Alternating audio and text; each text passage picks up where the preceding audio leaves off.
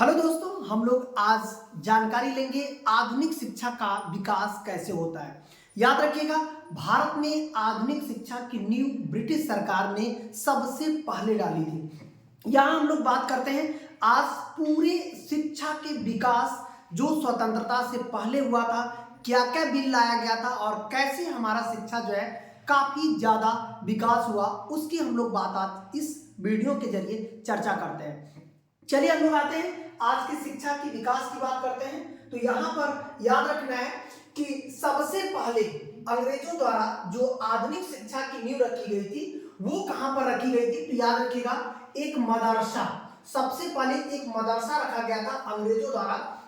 ये मदरसा का निर्माण वारेन हेस्टिंग ने 1780 में सबसे पहले मदरसा बनाया था कलकत्ता में।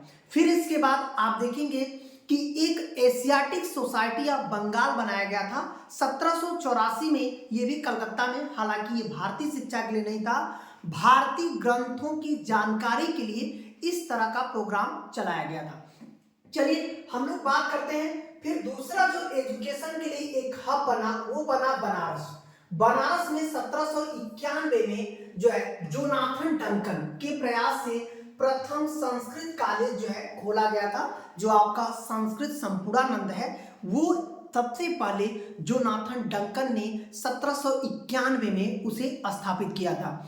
फिर इसके बाद बात करते हैं कि ब्रिटिश सरकार ने भारतीय शिक्षा के लिए 1813 में 1 लाख रुपए वार्षिक खर्च करने का जो है व्यवस्था बनाई, जिससे कि ब्रिटिश जो है चाहती थी कि भारत में शिक्षा का ज़्यादा से ज़्यादा विकास हो और योग्य लोग हमारे कंपनी में काम करें। तो चलिए हम लोग बात करते हैं यहाँ पर वार्षिक खर्च की, जो कि आप अधिनियम में था। ये चार्टर अधिनियम 1813 में लाया गया था।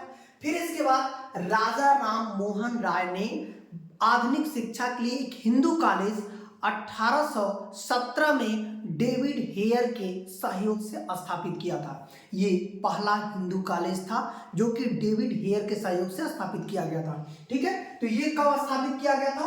1817 में। और इसका सहयोग कौन किया था? डेविड हेयर, एक अंग्रेज अधिकारी था। यहीं पर आधुनिक शिक्षा की स्थापना के लिए ये कलकत्ता में स्थापित किया गया था। किसने किया था? राजा राम मोहन राय। भारत में आधुनिक शिक्षा की जो नींव पड़ी थी 1854 में बूट डिस्पैच जो सीधी तौर से ये बताता है कि भारत में किस तरह से आधुनिक शिक्षा की नींव पड़ती है। मतलब प्राथमिक शिक्षा शुरू होता है, लड़के और लड़कियां सबको पढ़ाने का ये जो है अनुमति मिल जाती है। तो ये बात हम लोग करते हैं इसके अंतर्गत। फिर इसके बाद दूसरी बातें हम लोग करते हैं यहाँ पर कि भारत में जो भारत में अंग्रेजी शिक्षा जो है किसकी सिफारिश पर लाया गया था? तो बेंटिंक ने 1835 में भारत में अंग्रेजी शिक्षा की स्थापना की। हालांकि उसके लिए सिफारिश जो किया गया था वो मैकाले द्वारा किया गया था। भारत में मैकाले की ही सिफारिश पर बेंटिंक ने अंग्रेजी शिक्षा को लागू किया था। फिर बात करते हैं यहाँ पर एक हंटर आयोग जो है 1882 में आता है, जो प्रथम शिक्षा आयोग का गठन करता है। मतलब हंटर आयोग एक प्रकार का शिक्षा आयोग का गठन करने और प्राथमिक शिक्षा को सुचारू रूप से चलाने के लिए लाया जाता है। फिर इसके बाद समय और बीतता है तो आप देखेंगे 1902 में एक अधिनियम आता है, थॉमस रैले आयोग। इसने विश्वविद्यालय शिक्षा की बात की थी, जिसके कारण ये माना गया कि 1904 में इसे पारित कर दिया गया। इसका मतलब है कि विश्वविद्यालय शिक्षा को 1904 में पारित कर दिया गया। फिर इसके बाद आते हैं 1917, ये सैडलर आयोग ने बोला कि कम से कम शिक्षा का जो समय सीमा होना चाहिए वो कितनी होनी चाहिए? 12 वर्ष से कम ना हो। ये बातें सैडलर आयोग ने कह डाली।